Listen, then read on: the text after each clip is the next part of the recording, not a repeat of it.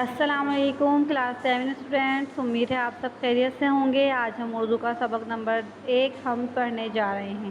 حمد اس نظم کو کہتے ہیں جس میں اللہ تعالیٰ کی تعریف بیان کی جائے۔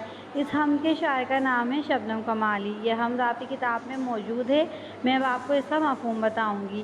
اس حمد میں شاعر فرما رہے ہیں کہ اللہ تعالیٰ دونوں جہاں کے مالک اور دونوں جہاں کے مولا ہیں۔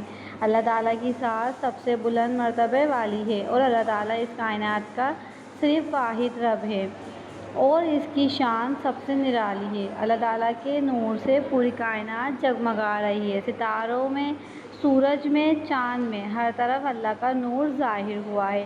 اللہ تعالیٰ نے اپنی مخلوق کے لیے زمین کو بہترین فرش عطا کیا اور اس زمین پر سبزہ اگا کر اس عالم کو سکون بخشا۔ درخت، پودے، ہرے بھرے کھیت، بیل بوٹے پیدا کر کے زمین کی رونق اور خوبصورتی میں مزید اضافہ کیا۔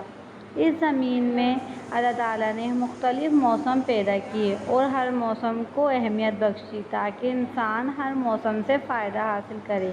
اللہ تعالیٰ نے زمین کے اوپر آسمان کو چھت کی مانند بنایا اور خوشنما کارخانہ بنایا۔ زمین پر اپنی مخلوق درندے، پرندے، چرندے اور جن و انس کو پیدا کیا اور انسان کو اس میں اشرف المخلوقات کا درجہ دیا۔